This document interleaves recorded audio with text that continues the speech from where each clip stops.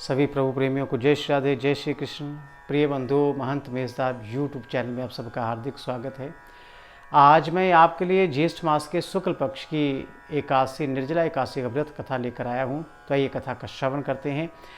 वक्रतुंड महाकाय सूर्यकोटि समप्रभ निर्विघ्नं कुरु मे देव सर्वकार्येषु सर्वदा। ओम नारायणं नमस्कृत्यं नरं चैव नरोत्तमं देवी सरस्वतीं व्यासं ततो जय मुदीरयेत्। प्रिय बंधु, युधिष्ठिर जी को भगवान श्री कृष्ण निर्जला एकादशी की व्रत कथा श्रवण करवा रहे हैं कि साल भर की एकादशियों में सबसे श्रेष्ठ जो एकादशी है वो ज्येष्ठ मास के शुक्ल पक्ष की निर्जला एकादशी की व्रत कथा है। और जो इंसान इस निर्जला एकादशी का व्रत करते हैं उसको वर्ष भर की जो 26 एकादशियाँ, पुरुषोत्तम मास की भी 2 एकादशियाँ डालकर टोटल 26 एकादशियों का फल उसको प्राप्त होता है। और इस जो व्रत है इसमें क्या करना होता है कि एकादशी के सूर्योदय से लेकर द्वादशी के सूर्य उदय तक जल ग्रहण नहीं करना होता है। और जो इस नियम से चलता है उसी को साल भर की जो 26 एकादशियाँ हैं उनका फल प्राप्त होता है। और जो कई बार हमको पता नहीं चलता कि हम एकादशी का व्रत करते हैं, लेकिन कब से कब तक करना चाहिए, कि 12 घंटे का होता है, नहीं। जहाँ एकादशी की व्रत कथा में लिखा गया अगर कोई व्रत करता है तो सूर्य उदय से लेकर सूर्य अगले दिन के सूर्योदय तक ये व्रत जो है 24 घंटे का व्रत माना जाता है।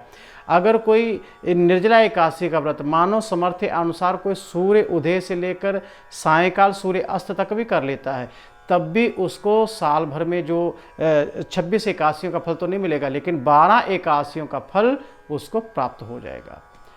तो जहाँ ज्येष्ठ मास के कहते हैं कि दिन बहुत बड़े होते हैं और प्यास भी अधिक लगती है, ऐसे दशा में इतना कठिन व्रत रखना बड़ा मुश्किल है। तो इस एकादशी के दिन अपनी शक्ति और सामर्थ्य अनुसार ब्राह्मणों को अनाज, वस्त्र, छत्री, फल, जल से भरे कलश और दक्षिणा देने का भी विधान बताया गया है।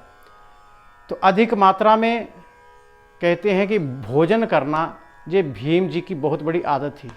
5 पांडवों में एक थे भीमसेन। भीमसेन भोजन किए बिना नहीं रह सकते थे। तो सभी इस परिवार के जो सदस्य थे, 5 पांडव में भीम को छोड़कर बाकी सब, द्रौपदी इलावी सब मिलकर इस एकादशी का व्रत करते थे। साल भर की सब एकादशियों का व्रत करते थे, लेकिन भीम एकादशी का व्रत नहीं करते थे।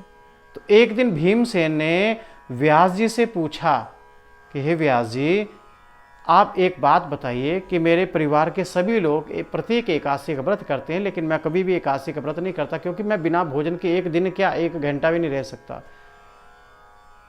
तो व्यास जी कहने लगे, भीमसेन देखो, एकादशी का व्रत तो करना चाहिए। अगर तुम स्वर्ग और नरक को मानते हो तो एकादशी का व्रत करना चाहिए, क्योंकि जो एकादशी को अन्न खाते हैं वो नरक जाते हैं, और ये जो एकादशी को व्रत करते हैं नियम पूर्वक वो स्वर्ग जाते हैं।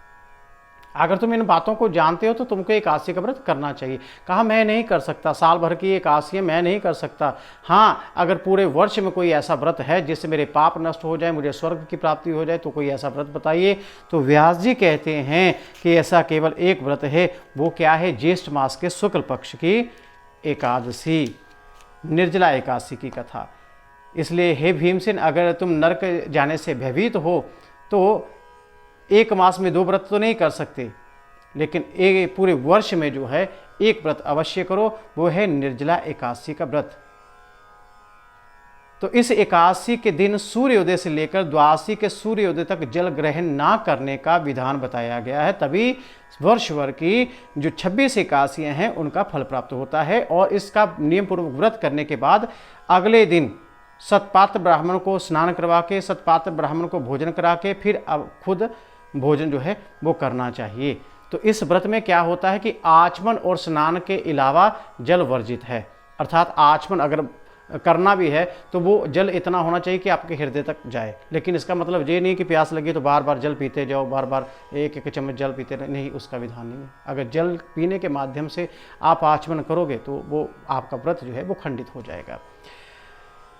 तो जो मनुष्य निर्जला एकादशी का व्रत करते हैं उसको मृत्यु के समय यमदूत आकर नहीं घेरते हैं, और वह पुष्पक विमान पर बैठकर स्वर्ग को जाते हैं। अंत संसार में सबसे श्रेष्ठ व्रत जो है वो निर्जला एकादशी का व्रत है, इसलिए यत्न के साथ इस व्रत को अवश्य करना चाहिए और इस दिन ओम नमो भगवते वासुदेवाय का जप अवश्य करना चाहिए। देखो, जिन स्त्रियों के द्वारा भ्रूण हत्या हो जाती है, गर्भ में हत्या हो जाती है बालक की, ये व्रत करने से वो उस पाप से भी जो है वो विमुक्त हो जाते हैं।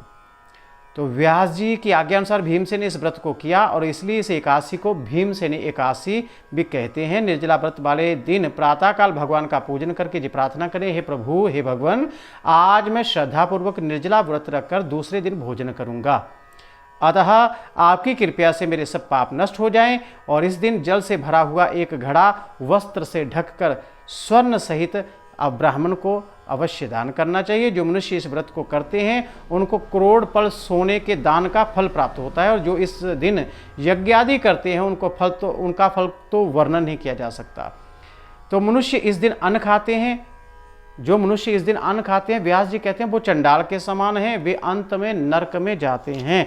जिन्होंने निर्जला एकादशी का व्रत किया है वे चाहे ब्रह्म हत्यारे ही क्यों ना हो अथवा गुरु के साथ द्वेष करने वाले ही क्यों ना हो, वो इस व्रत के प्रभाव से स्वर्ग को जाते हैं। हे भीमसेन, जो पुरुष या स्त्री श्रद्धापूर्वक इस व्रत को करते हैं उनको निम्नलिखित जो दान है, क्रम है, वो अवश्य करने चाहिए। पहला क्या है कि स्नान करने के बाद भगवान का पूजन करना चाहिए, गौदान करना चाहिए, ब्राह्मणों को मिष्ठान और दक्षिणा अवश्य देनी चाहिए, जल से भरे कलश का दान अवश्य करना चाहिए, निर्जला के दिन अन्न, वस्त्र, पात्र, युति आदि का दान भी करना चाहिए और जो मनुष्य भक्तिपूर्वक इस कथा को पढ़ते अथवा सुनते हैं उनको निश्चय ही स्वर्ग की प्राप्ति होती है। तो प्रिय बंधुओं, ये थी भगवान की निर्जला एकादशी व्रत कथा। अगर आपको मेरी वीडियो अच्छी लगी तो उसे लाइक और शेयर जरूर कीजिएगा और जिन्होंने मेरे चैनल को सब्सक्राइब नहीं किया वो प्लीज़ मेरे चैनल को सब्सक्राइब करके बेल आइकॉन बटन पर क्लिक जरूर करें ताकि मेरी आने वाली धार्मिक वीडियो आपको मिल सके। तो सबको जय श्री राधे, जय श्री कृष्ण।